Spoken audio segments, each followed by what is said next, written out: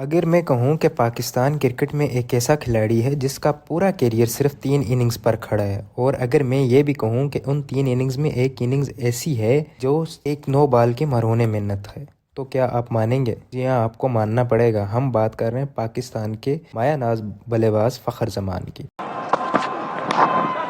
Outside edge. There will be a check on the front foot. He is clearly over the line and it's a no ball. Incredible.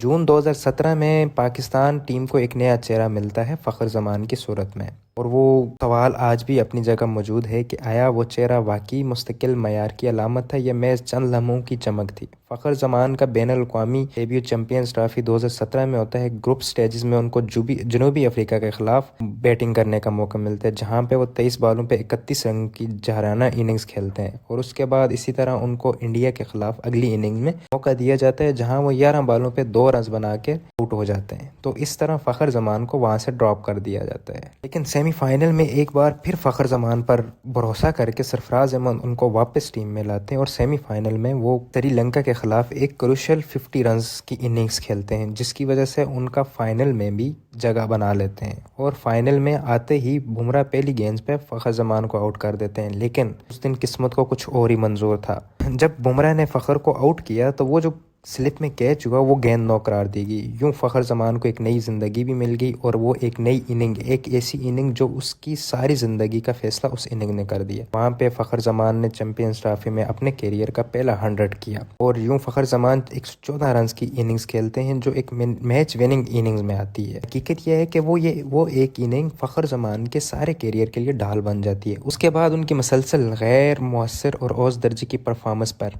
न media ने संजीदा सवाल उठाया, न selection committee ने। इस एक इनिंग्स ने फ़खर को दिया जो पाकिस्तान क्रिकेट में शायद ही किसी को मिला हो। इस टूर्नामेंट में अजहर अली जैसे खिलाड़ी भी मौजूद थे, जिनका एवरेज 80 से ज़ायद था, जिन्होंने फाइनल में भी एक 59 रन की इनिंग्स खेली, मगर तारीख में उनका जिक्र तकरीबन ना पे थे। वजह साहब ये कि एक खिलाड़ी की इनिंग्स को इस हद तक बढ़ा चढ़ा कर पेश किया गया कि बाकी तमाम कारकर्दगियाँ बेमानी होकर रहेगी। अगर T20 के कैरियर की हम फ़खर जमान की बात करें तो वो खास नहीं है। इब्तदाई 10 इनिंग्स में जब उनको मौका मिला तो वो डबल फिगर स्कोर भी नहीं कर सके। 11वीं इनिंग्स में उनकी पहली 50 आई, मगर हकीकत ये है कि 2018 में ऑस्ट्रेलिया के खिलाफ 91 रन की जो इनिंग्स आती है, वो बाद फ़खर जमान का T20 कैरियर शुरू हो जाता है। लेकिन उस 91 रन की अगली 21 इनिंग्स के बाद Fakhar Zaman double figure score भी नहीं कर पाते, यानी उनका जो फिगर है वो 10 से नीचे रहता है, और किसी भी टीम में इस तरह की कारकर्दगी बराह रास्त अखराई का सबब बनती है। मगर फ़खर जमान के लिए असूल मुख्तलिफ रहे। 2019 का वर्ल्ड कप करीब आते ही उन्हें बगैर किसी नुमाया कारकर्दगी के जब टीम में वापस बुला लिया जाता है और उनका बैटिंग आर्डर भी तब्दील कर जाते हैं, लेकिन उनके नताइज जो हैं वो वही रहते हैं, मसलसल नाकामी। फिर ऑस्ट्रेलिया के खिलाफ उनकी एक ऐसी 50 रन की इनिंग्स आती है जिसमें वो मिचेल स्टार्क को छक्के मारते हैं,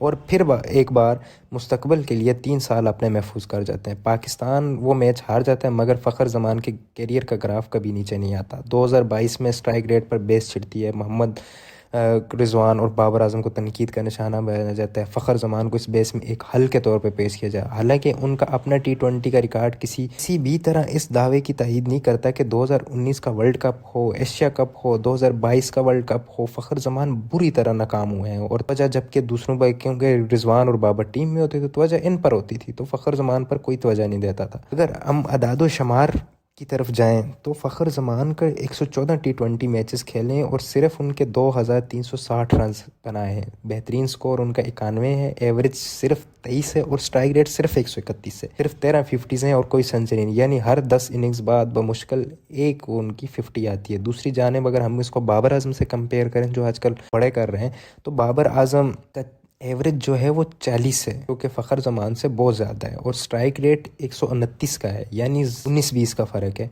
और सिर्फ उनका जो एवरेज है उसमें ज़मीन आसमान का फ़र्क है। लेकिन उसके बाद अगर हम 50 देखें तो बाबर आजम हर 3 मैचेस के बाद 50 करता है, जबकि फ़खर जमान जो है वो इसके बरक्स है। अब सवाल ये पैदा होता है कि फ़खर जमान ज़रूर ODI के एक बेहतरीन बल्लेबाज हैं, लेकिन हमने ये कहा कि T20 फ़खर जमान के लिए भी सूट नहीं करती, क्योंकि T20 में अगर 114 इनिंग्स के बाद भी आपके पास कोई ऐसा खिलाड़ी नहीं है जिसने 2 मैचेस सिंगल हैंडेडली T20 में जिताए हुए, मुझे कोई याद करवा दे तो हम कहेंगे।